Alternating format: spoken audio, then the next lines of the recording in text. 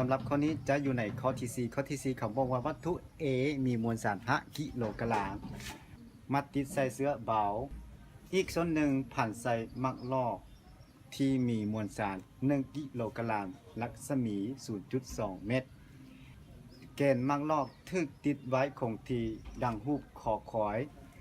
เมื่อปล่อยให้วัตถุนี้เคลื่อนที่ลงได้2 เมตรวัตถุจะมีความไวเท่าใดกำหนดค่าของ g เท่ากับ10 เมตรต่อวินาทีกำลังสองอยู่ในข้อนี้ก็จะคล้ายๆคือการเตะคงจะล็อกกันน้อยหนึ่งอีกอยู่ในกรณีเป็นมวลสารอยู่ในนี้เขาบอกว่าอันนี้เป็นมักลอกถ้าผ่านมักลอกนี้โดยมักลอกนี้มีมวลสารเป็น1เป็น m2 เท่ากับอันนี้วัตถุ A มีมวลสารเท่ากับ5กิโลกรัมและอันนี้เป็น U 1กิโลกรัมอยู่ในนี้มีรัศมีก็คือ 0.2 เมตรถ้าเคลื่อนที่เตนี้หานี้ระยะสูงอันนี้เป็น U 2 เมตรเขาบอกว่าเมื่อฮอดจุดนี้ V ตัวนี้จะเท่ากับเท่าใดอยู่ในนี้เรามีว่าพลังงานอยู่ที่ตำแหน่งที่1นี้เท่ากับพลังงานอยู่ตำแหน่งที่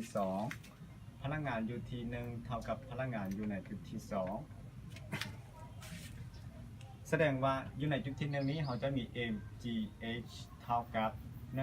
1/2 mv กำลัง2เพราะวัตถุนี้เกิดมีการเคลื่อนที่แสดงว่า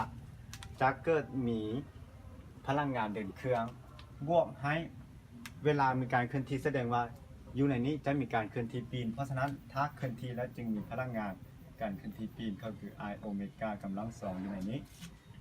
m ตัวนี้ gh เท่ากับ1/2 mv กำลัง2บวกให้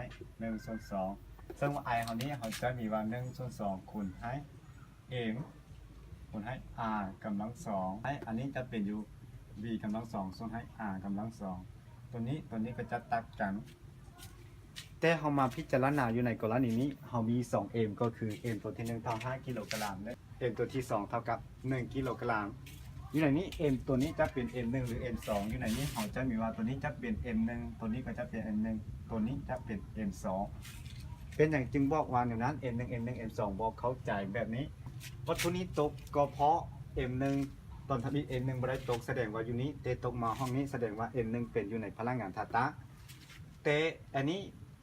อยู่ในกรณีนี้ m1 เป็นอย่างจึงว่า m1 เพราะวัตถุนี้เคลื่อนที่ลงแสดงว่าวัตถุ m1 นี้เคลื่อนที่ลงเท่านั้นแสดงว่าตัวนี้จึงเป็น m1 แต่ตัวนี้เป็น m2 เพราะ m2 นี้บ่ได้เคลื่อนที่ m2 นี้เกิดการเคลื่อนที่ปีนแสดงว่าตัวนี้จึงจะเป็น m2 อยู่ในกรณีการเคลื่อนที่ปีนนี้หวังว่าทุกคนคงจะเข้าใจที่เหลือก็แทนค่า m1 ของเราเท่ากับเท่าใด m1 ของเราก็จะเท่ากับ5คูณให้10คูณให้ลงศูนย์ก็เท่า2เท่ากับ1/2 m1 ของเราเท่ากับ5คูณให้ b กำลัง2บวกให้1/2 1/4คูณให้ m2 ก็คือ1คูณให้ b กำลัง2อยู่นี้10อันนี้จะเท่ากับ100เท่ากับถ้าต้องการเปลี่ยนตัวนี้เป็น1/4ให้เข้ากับตัวนี้แสดงว่าอันนี้จะเท่ากับว่า10ส่วนให้4คูณให้ b กำลัง2บวกให้1/4คูณให้ b เวลานี้เราจะได้ว่าแยก1/4ออกเป็นส่วนคูณอันนี้100เท่ากับ1/4 b กำลัง2เท่ากับ10บวกให้1จะได้ว่า400 b เท่ากับ11 b กำลัง2เพราะฉะนั้น b กำลัง2นี้คงจะเท่ากับ5ขั้น2ของ400นี้หารให้11จะเท่ากับว่าอันนี้ถอนห้างจะได้อยู่400จะได้อยู่ในเสา5ขั้น2ของ11 เมตรต่อวิอันนี้จะเป็นอยู่ในคำตอบ